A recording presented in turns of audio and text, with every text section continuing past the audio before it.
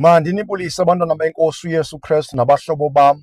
Mandigawule ndiwarhuqa. Namhlanje sifunda ngoNaomi. uNaomi lo wahlala phantsi nendoda yakhe bakuba bebona isimo selizwe ababekulo, into yokubana ilizwe lalibethwa nguThixo, lalinendlala, lihlaselwe yindlala. Babheka i-political sphere selizwe, babona into okokubana abaphathi abaphathanga kakuhle, abapristi abenzi kakuhle, badikwa lilizwe, badikwa yimeko yayisenzeka ezweni, ngoba babenezinto, babenemfuyo, babenomhlaba, babengabantu abadla kakuhle. U-Elimeleki nenkosikazi yakhe badicide uba mabahambe baye ezweni laseMowabi. Xa behambayo bahamba noonyana bakhe ababini. Xa behamba noonyana babo ababini bafika kwelaa lizwe. Elaa lizwe abaya kulo, baya kwilizwe elaliqalekisiwe, lalingabethwa nje kodwa laliqalekisiwe. Besuka kwilizwe lakowabo, ilizwe elalisikelelwe, elinesprofeto esihle ngalo, ilizwe elinoThixo, nto nayo lalibethwa by that time. Ekubethweni kwalo abazange bakwazi ukuba babe ne-discerning spirit, abazange benze investigation ngelizwe abasuka kulo nelizwe abaya kulo. Yanga bonke abantu bangenza i-investigation spiritually, bafuna ukwazi uba iziprofeto zelizwe abaya kulo zithini, iziqalekiso liqalekiswe kwathiwani nguThixo, kuba ilizwe libethwayo noba libethwa xa linoThixo isiphelo lelo lizwe siba sihle. Ngoku nantsi ke into eyenzekayo, bayadicayida bathatha yonke into yabo, imfuyo, impahla yabo, bashiya amabhodlo ezindlu, kungenamntu ohleli ezindlini, bashiya umhlaba sozawumele ubuthathwe ngabanye abantu abazalana nabo. Bayahamba baya kwaMowabi kuba babenezinto, bejonge into okokubana xa behlala kweli lizwe laseBethlehem kuzawunyanzeleka uba baspende yonke imfuyo yabo, bayidle yonke imfuyo yabo, bashere nabantu abasecaleni kwabo. Bazawuhlutshwa ngabantu abazawufikelwa yindlala kuqala kunabo, bazawuhamba bazocela kubo, baqonde uba bazuyimela into yobana bashere iinto zabo nabantu abakhelene nabo, nabantu basekuhlaleni nabo, bancedane nabo until kude kudlule isibetho esi esenzeka ezweni. Bahamba ke ngokwenyaniso bayofika elizweni apho babesiya khona. Xa befika bafika kwilizwe eliqalekisiweyo. Ilizwe eliqalekisiweyo linemikhuba, imikhuba yelizwe eliqalekisiweyo. Abantu angabona abanezinto, ngamanye amagama aba-rich, bangabantu abaphumelele ngokucindezela abanye abantu, ngabantu abasebenzise ubuqili nokuthakatha, abasebenzisa iindlela zikaSathane zoba ubutyebi babo banda ngokuthatha iinto zabantu, bethetha imizi yabanye abantu, besenza abantu bangene ezikoloteni, bathi abantu bangakwazi ubhatala babathathele izinto zabo. Yindlela abantu bakwelizwe eliqalekisiweyo abathi batyebe ngalo. Aba banye babe betheni, babe becindezelekile. Ngoku ke unantsika uNaomi no-Elimeleki noonyana bakhe baya kweli lizwe bayohlala kwi-situation enjalo. Xa befika kwelaa lizwe siva into enye, into okokubana bathi bawufika kwaMowabi, bahlala kwaMowabi. Oonyana bakhe uNaomi bathatha amakhosikazi. Babethatha amakhosikazi, yayingu-Orpah noRuth. Aba bantu ababathathayo, la makhosikazi abawathathayo ngamakhosikazi engengawo wakwaJuda kodwa awelizwe lakwaMowabi, amakhosikazi abanye abantu bezinye izizwe. Athe uThixo xa etyala kwiincwadi zikaMoses wathi baze bangabi nabudlelwane naba bantu, baze bangendiselani naba bantu, bangathathi iintombi zabo bazandisele kwaba bantu, bathathe oonyana babo babathathele iintombi koonyana baba bantu. Ngenxa yoba uthi uThixo andizubasusa aba bantu phakathi kwenu, xa iyala ilizwe lakwa-Israyeli lizawungena esizweni saseKanani, bezawuthatha ilizwe lakwaKanani. Uthi ke ngoku xa ethetha uThixo, andizubasusa bonke baphele, aba bazawuba khona phakathi kwenu ndizawubashiya ukuze izilwanyana zendawo zinganivukeli zinitye, ngokuba bona bazazi, ngamanye amagama bazawukwazi uba bazinqobe, bayakwazi ukuzinqoba. Ndizawubagcina de kube ziphelile izilwane zelizwe, de kube nani nandile nangaphezu kwabo. Uthi ke xa iqhubeka uThixo, uthi ke njengoba ndibashiyile bephakathi kwenu, ze ningabanquli oothixo babo, ze ningendiselani nabo, ngokuba nakwenza ezo zinto bazawuba ngumgibe kuni, ngokuba baya kunigiba uba ninqule oothixo babo. Then ke emveni koko mna Thixo ndinibethe, mna Thixo ndinohlwaye, mna Thixo ndisuke kuni. Ngoko ke yile nto eyenzekileyo kule ndawo akuyo uNaomi ngoku. Wenze ntoni? Uphule umthetho already ngokusuka endaweni esikelelwe aye endaweni eqalekisiwe. Xa efikayo afika aphule umthetho, athathele oonyana bakhe iintombi zabantu baseMowabi, abantu ababathixo bambi, abantu abanganquliyo uThixo wakwa-Israyeli. Emveni koba kwenzeke loo nto, ilizwe laqalisa laba nzima kubo, lababonisa uba lona liqalekisiwe. Latya imfuyo yabo, latya noonyana bakhe bobabini kunye nendoda yakhe. Emveni koba beswelekile, kusweleke indoda kwasweleka oonyana bobabini, bashiya oomolokazana bobabini, bashiya unantsika u-Elimeleki washiya inkosikazi yakhe. Inkosikazi yakhe kwasezingqondweni ke ngoku xa esekwelizwe lokuhambela ebunzimeni, kwasengqondweni yayo uba ayikho enye indlela ngoku uba seyiphelile yonke into ebekenayo, so kumele abuyele ebantwini bakowabo, endlwini yakhe, kwindawo kumhlaba awubalekayo, ngenxa yento okokubana wayethi ubaleka indlala. Kwaye sekeva nento yokubana uThixo sephinde walihambela ngesonke lalizwe. Kuyenzeka uba umntu abaleke ilizwe lakhe, uThixo alisikelele, athethe okuhle ngalo, alibaleke ngenxa yobunzima obukulo, ngenxa yesibetho esikulo. Kungathethi into yobana liqalekisiwe, kungathethi uba uThixo akekho kwelo lizwe, kodwa ngenxa yento okokubana uThixo usehlise ubunzima, abantu mabeve ubunzima kwelo lizwe ukuze baguquke bamfune uThixo. Ubufuna ufunwa uThixo xa isizisa into ebubunzima, xa isizisa isibetho ebantwaneni bakhe. So ke fast forward, sihambele phambili. uNawomi kusengqondweni yakhe uba makabuyele. Ukhumbule ilizwe laseBethlehem. Ilizwe laseBethlehem kuthetha uba lilizwe lesonka, kulikhaya lesonka. Ushiya indawo ebizwa uba likhaya lesonka. Ngamanye amagama, noba isonka singaphela kuthetha into yobana asobe siphinde sibe khona, ngoba uThixo sizawuphinde enze indlela yoba sibe khona isonka. That's why uThixo waphinde wabavakatshela abantu bakhe, wabaxolela abantu bakhe ekubeni bezisolele beguqukile bamfuna uThixo. Waphinde wakhumbula isethembiso sakhe, wabuyela esethembisweni sakhe, walihambela ilizwe, walenza ilizwe laba nayo ingcebo, laba nokutya, imbalela yaphela, kwaba khona ntoni, intlutha. Xa ebuya uNawomi ufika ngexesha lokuvuna, apho khona kuvuna into ebezityaliweyo, apho isivuno sisihle sisikhulu, ixesha lakhe lokubuya. But xa ebuyayo uThixo unento ayenzayo. Xa wena usuka ezweni elisikelelweyo nguThixo uya ezweni eliqalekisiweyo, into ezawufika yenzeke, wena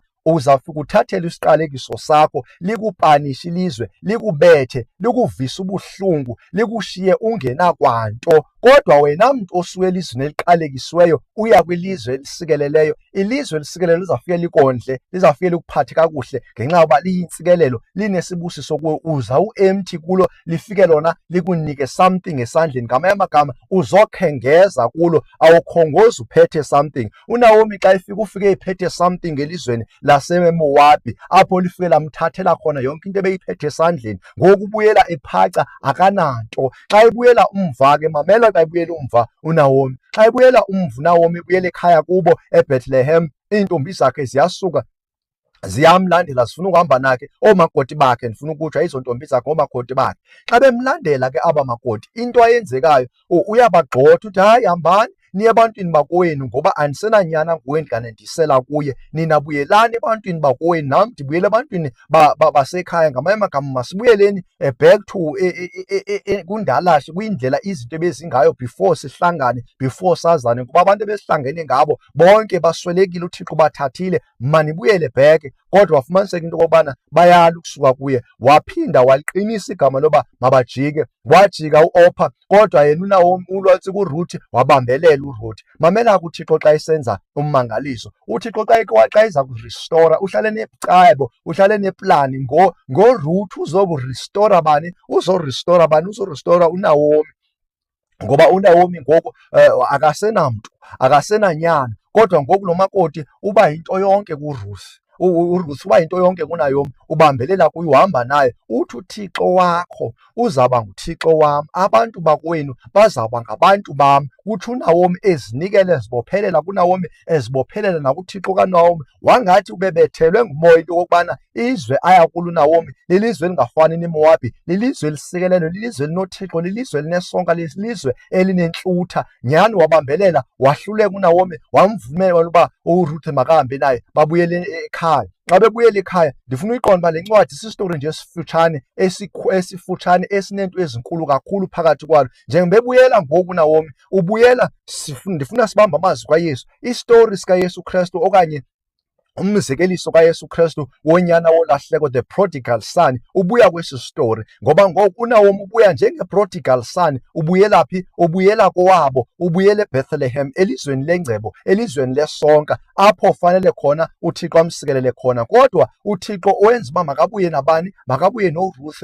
uRuth wenza sure into yobana udliwa inhliziyo kaNaomi nendlela uNawomi aziphethe ngayo, abafundise ngayo umakoti bakhe. Ufike ngoku uyabambelela yaqonda akanokwazi ukwehlukana nomama okuthiwa nguNawomi. uNawomi ubuyela kwabo. Xa efika kowabo bayamnqamkela, bathi nanku uNawomi ubuyile. Uthi ningandibizi ngoba nguNawomi, ngokuba ngoku umphefumlo wami akandiseve ndinguNawomi. Kahle kahle kwaligama lakhe uNawomi bokuligama lokuthetha uba uneento ezininzi. Uthi ningasandibizi ngolo hlobo ngenxa yoba uThixo undibethile, uThixo undohluthe yonke into. Ubuya sekephethe kuphela uRuth.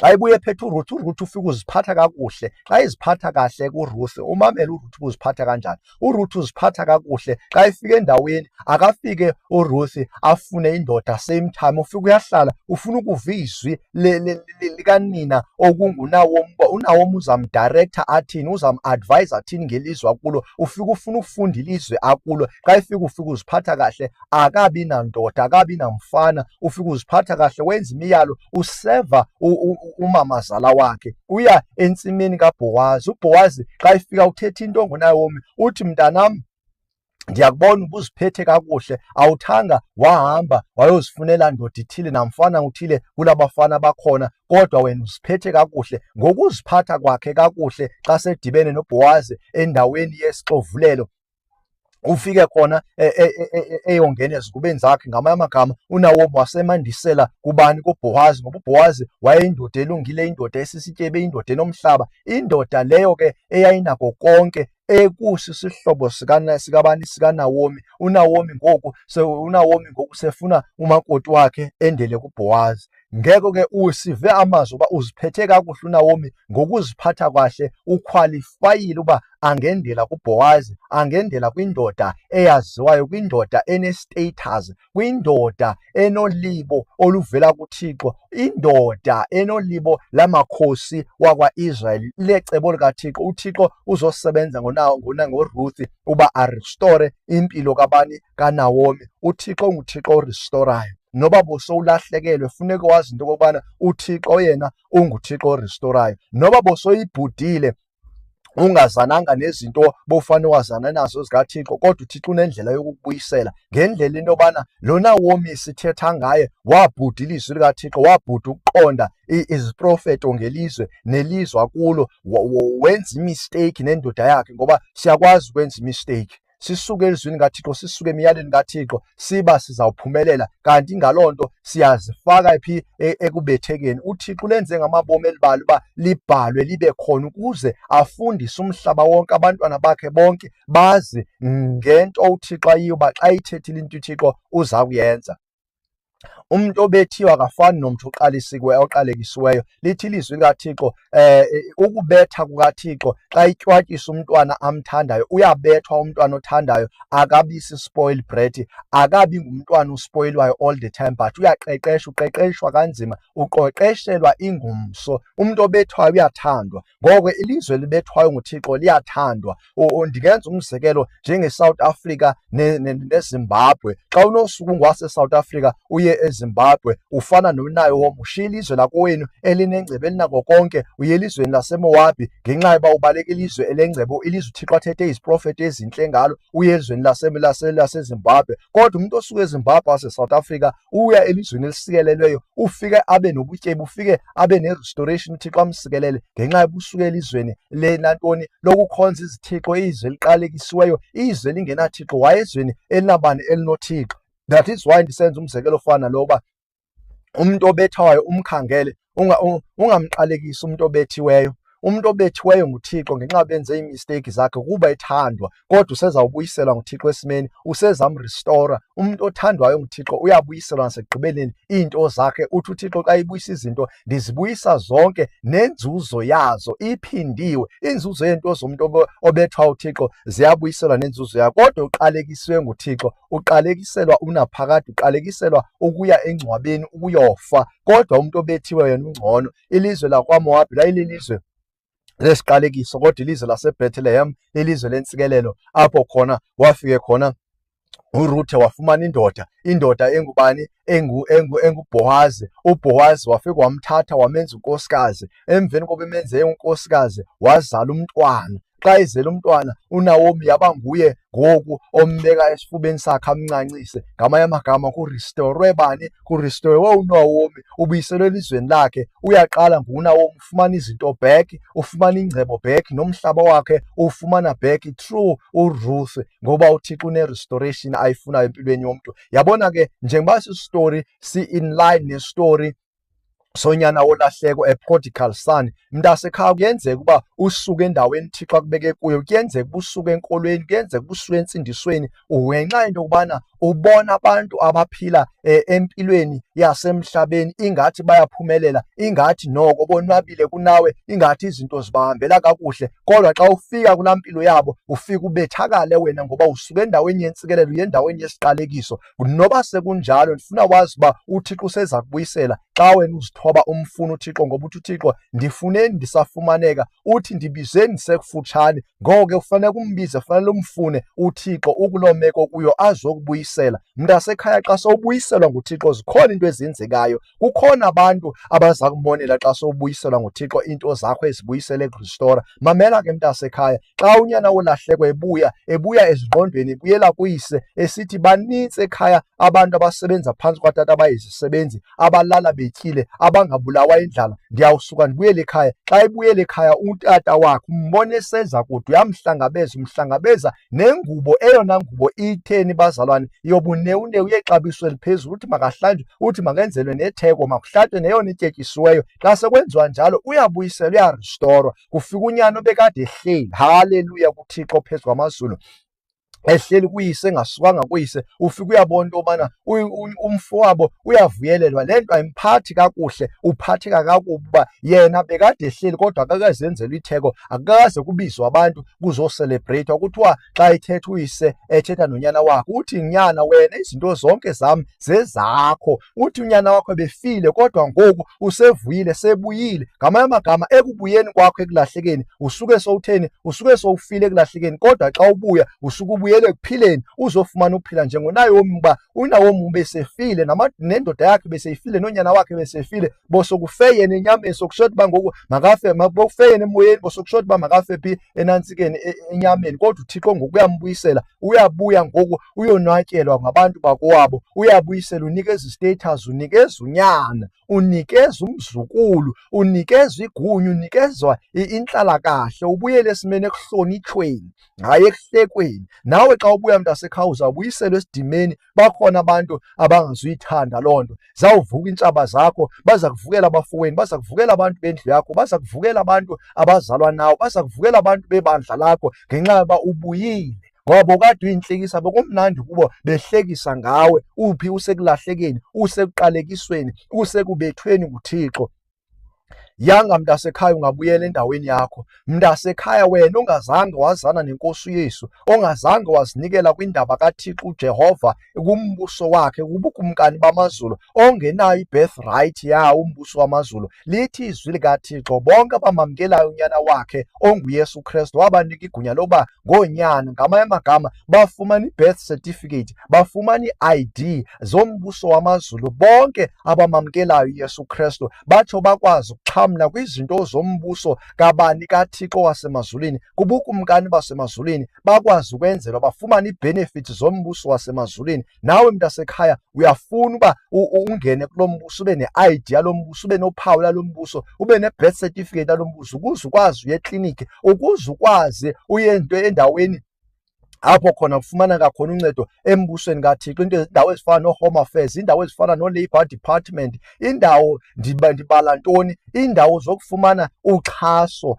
xa ufuna ukwenza ibhizinesi nayo yonke into esembusweni kaThixo. Ngoba xa ungamamkelanga uYesu Kristu ngaphandle kombuso kaThixo, noba ungakhonza kweliphi ibandla, kodwa xa ungathanga wamvuma uYesu Kristu, njengencwadi yamaRoma itsho, uchapter 10 uverse 8 ukuyotsho kuverse 10, uba eli lizwi silishumayela likufuphi nawe, likufuphi nenhliziyo yakho, leli silishumayelayo uba xa ukholwa ngenhliziyo yakho, uvuma ngomlomo wakho uba uYesu Kristu wafa wavuka kwabafileyo, uThixo wamvusa kwabafileyo, kwaye ungunyana kaThixo, ngokukholwa nokuvuma loo nto uyasindiswa, utsho unikwe ubulungiswa. Ngaloo ndlela utsho uba ube ngumuntu osindisiweyo. Ngokumvuma uKristu uyasindiswa. Vuma uKristu ngalo eli thuba ukuze usindiswe, ungene embusweni ongunaphakade wamazulu, ukuze usebenze embusweni, ube nakho ukuvuzwa, ngoba noba ungasebenza kangakanani xa ungaphandle kwalo mbuso kaKristu Yesu, umbuso wamazulu, angeke uvuzwe wakuba ufile kobu bomi ebuzayo, awuzuvuzwa ngoba kaloku bowungekho sembusweni, uzaba ngolahlwayo. Kodwa xa uthe wenza imisebenzi yobulungisa, imisebenzi yokukhonza uThixo, imisebenzi yokuhambisa ivangeli, imisebenzi yokunceda abantu, uyawuvuzwa ngenxa yoba une-birthright, ungunyana kaThixo ngokusesikweni.